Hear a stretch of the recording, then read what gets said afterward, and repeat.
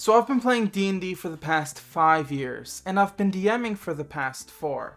And over that time, I have tried prepping games in a lot of different ways, and because of that, I know what works for me and I know what doesn't. So today, I figured the best thing I could do to show how I prep a D&D game is to actually do it right in front of you, all within an hour. Now, being fully open, I run my games with very, very little prep. I do the bare minimum of what I need to keep my story moving forward, and then I feel comfortable making up everything else on the spot. So if you want to see me create really intricate details about a world and all the shops and different NPCs, I'm not really going to be doing that today. I'm simply doing exactly what I would do before a D&D session. So normally I would start by writing on a piece of paper. However, for visuals today, I'm going to be on a whiteboard. I have not planned at all what I'm going to do. I have one thing in mind, and that's the exact first thing I'm going to be writing down. Without further ado, let's begin. Okay, so we have 1 hour. I want to create a level 5 adventure. And so level 5, I am going to look up some D&D monsters on my phone that are CR5 to come up with what the big boss of this is going to be. So we are going to base our adventure around the final boss being a revenant. So revenant, let's read more about them. So yeah, cruel and undeserving fate. They are seeking revenge. Okay, so hunger for revenge. So it's saying that a revenant has a year to extract revenge. My obvious thinking there is, why is this revenant coming out now and attacking?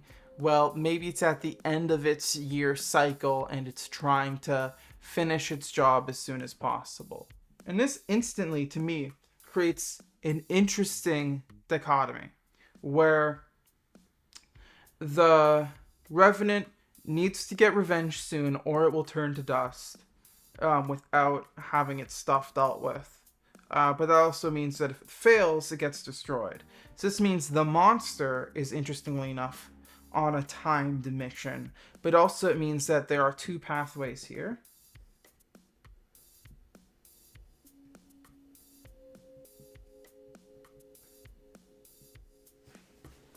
The first is obviously defeating the Revenant, either by running out the time or by just defeating it, killing it. The second way that it could be dealt with is by helping the Revenant. Maybe he's not such a bad guy. Maybe he's actually pretty okay. And so these are the 2 pathways I can lead my party on. Okay, so it's pursuing multiple people, possibly an entire group or entire town of people that betrayed this person. That's what we're thinking. We actually have something really interesting going on here, which I want to explore. We actually take note of this. All right, there you go. Take a note of this. I'm going to be setting this aside for now. And going to the main screen. Okay, so these are the ideas that we have to stick with. So the party are going to be battling a revenant. They're going to have multiple choices that they can do that can lead to multiple different endings. We're obviously going for a horror or a spooky theme. And we need to consider that the amount of content that we're doing, it's probably going to last us about 1 session, give or take 4 hours. Now, so quick revenant lore. I'm going to just do a quick double check over his thing. So in the lore of the Revenant, it doesn't actually specify. It says it has 1 year to exact revenge. However, it doesn't necessarily say that it comes back like immediately and then a year starts. It's not a year from the event it's revenging from. It's a year from when it comes back. And coming back can be a long and difficult process. So this is essentially all of the world lore I'm going to create. In this world, magic was once illegal. In fact, it was only 10 years ago that it became legal. Since then, magic has become more widely accepted in magic cities and in higher population areas, but there's still plenty of stigma existing in more rural areas. Now, coming up with names. I know a lot of people struggle to come up with names. I struggle to come up with names too. I kind of just put something together that, like, I kind of think of a letter and I follow that out. So, like, Charles, and then a last name. I think of Charles Xavier over and over again. But let's go with our Charles Ray. That's not a guy, is it? Charles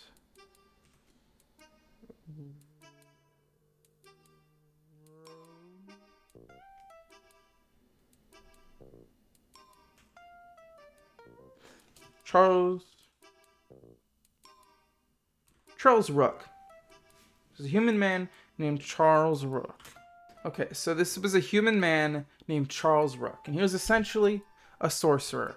In a story that he lived in a more rural town where he had to hide his magic powers from everyone around him because if they found out, they would kill him.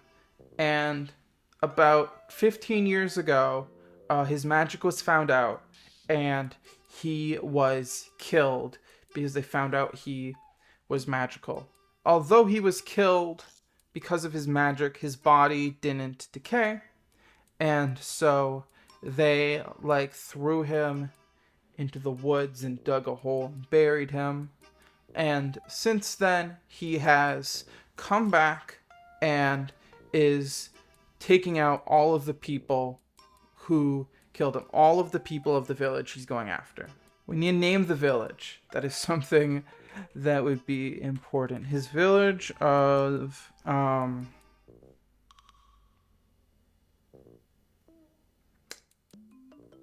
what is it? It's the town of Salem, right? Is the like witch burning town, and that's kind of what we're alluding to here.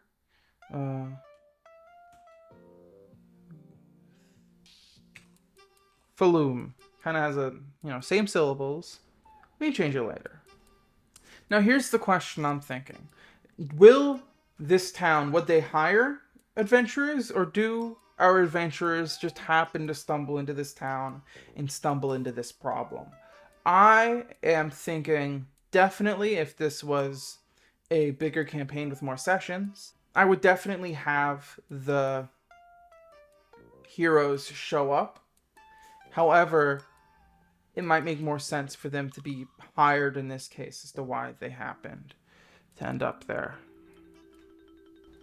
This is what we know about our party. We know the party already know each other because they have to be a part of an adventuring group to be hired. They've been hired specifically by the mayor of Flume to deal with this problem.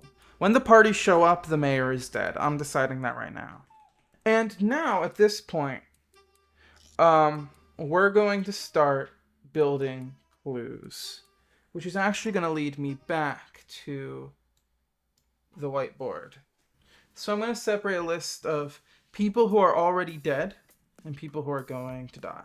So the first person who was killed was the town's executioner, which is why they didn't really have much concern when this first happened, because they assumed that there was someone who wanted revenge about something. The next person who was killed was, let's say this was the person who actually outed him to the rest of the town. So the next person he would have gone after would have been his own mother. So this would be Mrs. Rook was the next person to go. And then the third person to be killed is going to be the mayor. So they've had 3 killings thus far. People who could die throughout the story, we're going to put 4. At this point, it's getting a bit more arbitrary. He is trying to take out the entire town. He's just doing it one at a time. So we'll go with the blacksmith, just because I want these deaths. Actually, no, not the blacksmith. I want these deaths to have an effect on the party and limit their resources. So the first person who's going to die is the town's carriage driver. So it means it isn't easy for them to leave. They're kind of a little bit stuck here. The next person we're going to kill is the blacksmith. And these are people who I'm going to assume they all had direct impact. Everyone else is more arbitrary. He is trying to wipe out their bloodlines. However, he wants to kill these people individually first, because these are the people who had the most direct impact. Everyone else was more of involved either because, they were involved because they voted for this to happen. They allowed it to happen. So we're going to say that if they don't stop the situation before the blacksmith is dead, he's going to go after the rest of the town. Okay. And now we need to think of clues. Clues and answers for the party. So clues, once again, I'm going to have the Revenant stat sheet open. He has the ability to paralyze and frighten. So we're going to say,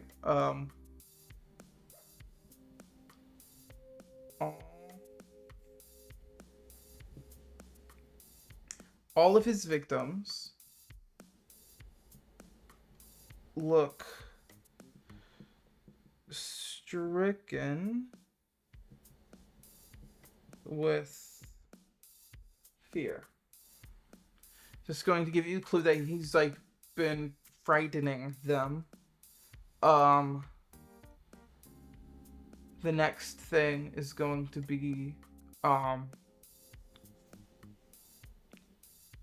it's just going to be brutal attacks.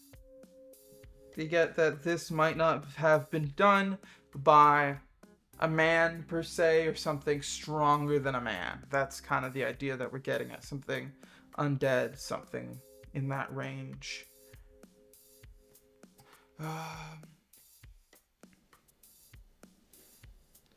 Other clues. Dirt tracking throughout each of the houses.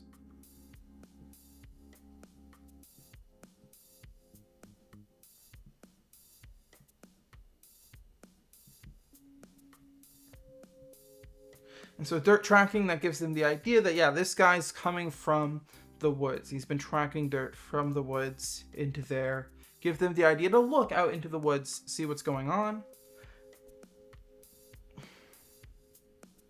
And that's the thing. He is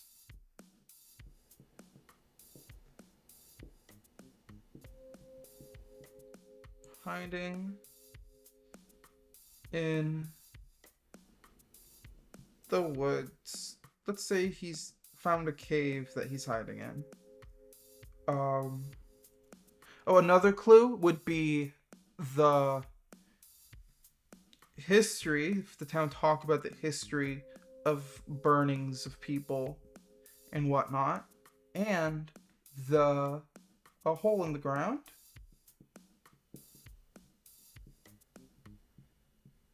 That he came out of when he came back from the land of the living.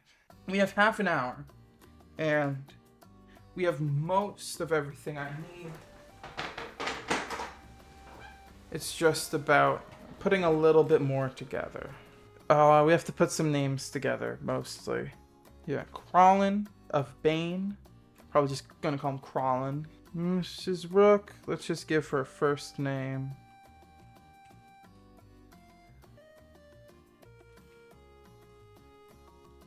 Francine. And then the mayor, we're gonna say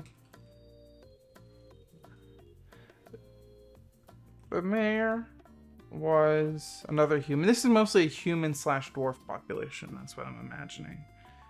Dwarf. He will be David Plums. David Plums. There we go. I'm actually going to skip ahead, and then I'm going to come back. Because oftentimes with writing a mystery, it's easier to like know the beginning, know the end, and then kind of fill in between. I actually don't even need to know the in-between for prepping my session. I just need to know where I'm trying to get the party to, and then work from there. If the players find the cave, they're going to find the Revenant, who's going to see, and he's going to know because he can feel all of the people from that town. And every time he kills one of them, part of that feeling goes away. And it's also partly why he wants to kill them, because he's being tortured by feeling their constant presence and knowing what they all did to him. That gives a reason for him to not immediately attack the party. The issue is, I feel like my party are going to go, hey, that's a great motivation and all, but murder's murder. And I want them to struggle with that decision on whether or not they should listen to him or they should not listen to him.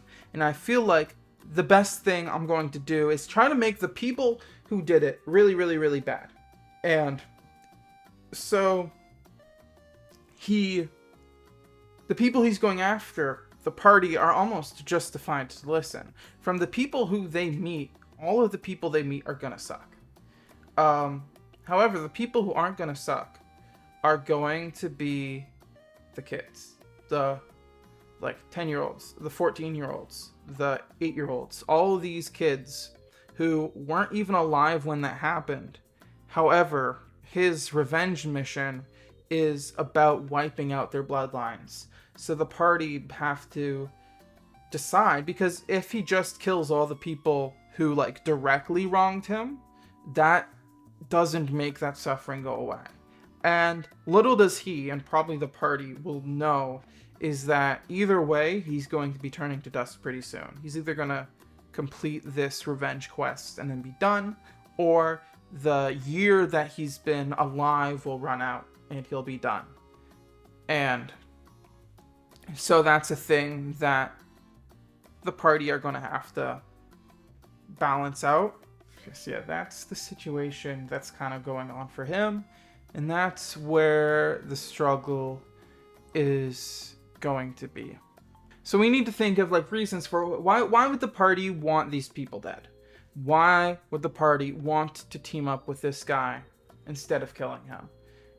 And I don't want to go too hard, but I want there to be good reasons. There has to be good and bad. I want it to be a morally gray choice. Okay. If you want to not like someone, the easiest thing you can do is have them be racist. So the innkeeper, for anyone who's not a fellow human or dwarf, they get charged double. And if you're a monstrous race like a goblin or a bugbear, you're getting charged triple. So immediately, if we have any of those type of people in the party, which it's a D&D party, you most likely will, this automatically sets a party to, at the very least, hate the innkeeper. Now here's the thing, the innkeeper isn't on our direct kill list. Before the party would probably have to make a choice. So I want to put someone on the list that, yeah, is gonna affect the party. The party are going to see killed, and that way they can see how they feel about someone who they might like or not like dying. And so the carriage driver will make mention to how people who aren't human or dwarves shouldn't stay in town for too long. Now that could make the party not like the carriage driver. I'm going to try to play it like the carriage driver it's just warning them that this is how things work around here, not necessarily telling them to not stay around. And that could still have the party be yo, fuck this guy. But they could also take it as the warning that it is. I'm cool with it either way. And yeah, the other thing it does is kind of set the party off to the idea that most of this town kind of sucks. That just gave me another idea. I was going to switch to the reasons why Phelim shouldn't be slaughtered. And one of the reasons is the kids haven't learned that they are supposed to not like people who aren't dwarves or humans. So when a tiefling shows up to town, or someone else shows up to town, they aren't going to look at them like they're a monster. They're going to look at them with curious eyes. They're going to want to learn more about them, and they're going to be very interested and intrigued. And in some ways, it might come off as insensitive, which would probably just be me being bad at making them seem naive, or me being really good at making them seem naive. But the idea is naivety. They just don't know, but they're curious, and they like show the same amount of respect as they show other people. However, that adds on to reasons why the town sucks, is that the parents, the adults, are trying to instill the fear into their kids. And that is going to be another reasons why they might be like, fuck this town. We'll say, so for the blacksmith, what I'm thinking about the blacksmith is that maybe he was part of this. He was part of the reason why this guy got killed. But since then has felt a lot of weight and regret in his heart. And so he is going to actually be really, really helpful to the party.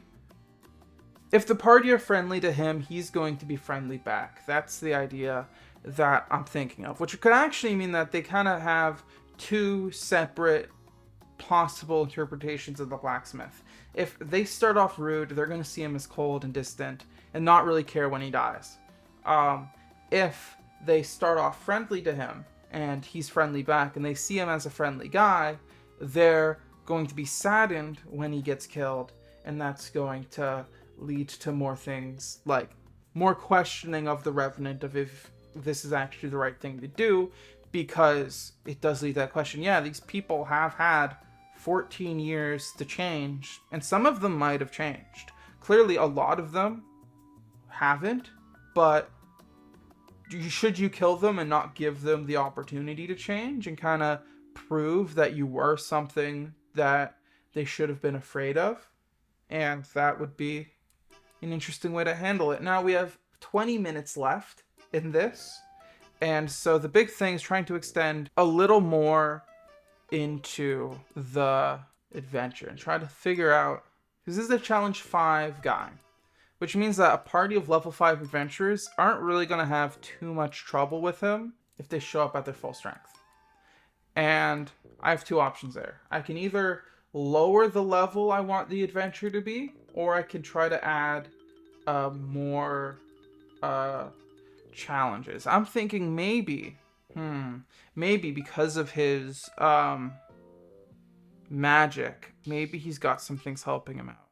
So I'm going to look up some things. So when they're searching for the cave, we have to put some obstacles in their way. I don't really feel like building a map and have them running around doing like, I don't need to put the cave in a place. I'm more essentially just going to have them go out and look for it. And this cave, it might be a little bit hidden. It's going to be a challenge rating 20. I say challenge rating 25 perception check. Or CR 20 investigation check. Yeah, because it's that question of... I usually just do it in 5s. However, the probability of a party member having, like, putting points into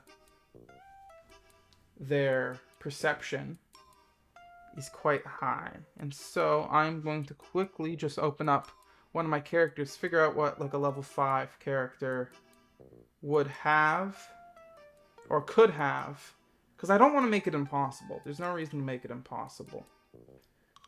No, we're going to leave it at 25. Because if you have a +6, it's still a 19 to roll.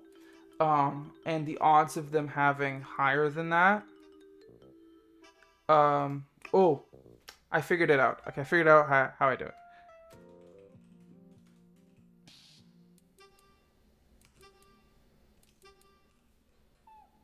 Also, I put CR instead of DC. Whoops. Okay, so on the first day... No. So on the first day they show up, the odds of them finding it will be near impossible. On the second day, it'll be more probable. And on the third day, the day before they destroy the town, it will be pretty probable that they're able to do it. Because they're also probably going to end up... They're going to be rolling individually, not rolling in a group, which means that someone likely in a group... If it's a group of 5, they have 15 rolls, or 10 rolls to roll 25. And so I believe in those odds. I'll probably have to build in a contingency. However, we're not going to worry about that. So originally I was thinking of an awakened tree. I was like, oh, maybe this is part of his magic. But I'm actually disagreeing with myself. We're going to stick with undead. We don't have to worry about what exactly. I can decide in the moment if the session's getting too long, if the session's getting too short. Okay, honestly, I think we're gonna give it a stop there. I kind of have everything that I would need to feel comfortable running an adventure. Now, you're gonna look at this and you're gonna say, that is not enough. You do not have all the details.